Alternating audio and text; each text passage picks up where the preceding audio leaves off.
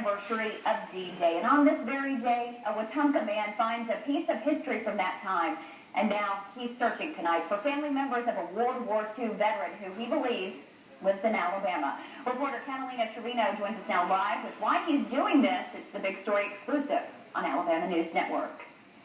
Really an incredible story. Woody Bozeman was out fishing on the Coosa River in Wetumpka when he found the veteran's dog tag under a pile of debris along the riverbank. As you said, Stephanie, he believes the family could be living in Alabama and even as close as in the river region. You know, back in the 30s and 40s.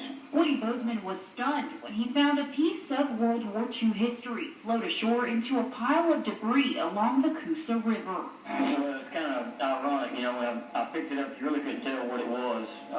It had a lot of corrosion on it. It was a dog tag.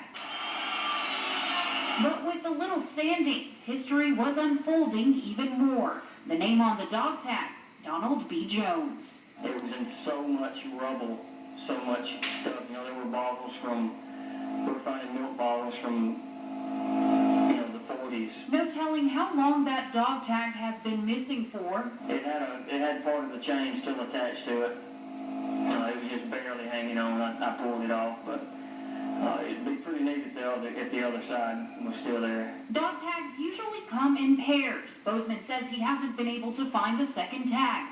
Until then, he and his co-workers have been searching who is Donald B. Jones. It's a name with many questions and little answers, but a name he calls a hero. He was deployed from Illinois. He received a Purple Heart in 1944 and an Airman's Medal in 45. Bozeman says research shows Donald B. Jones' service ended in 1945. Whether he was killed in action is still a mystery. He hasn't been able to get in touch with the Jones family. He says he's hoping this story will help. If you know that that's, you know, your granddaddy or great-granddaddy or whoever, you know, I would love for someone to get the tag, the family to receive it back.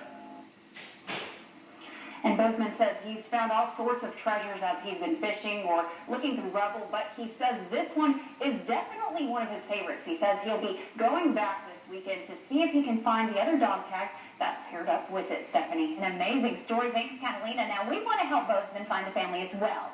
So we want to give you one last look at that dog tag to see if you can recognize it. Once again, the name on that tag is Donald B. Jones. So if you have any information at all on who it could belong to, email Catalina at ctrevino@waka.com and she'll pass that information along to Bozeman. A group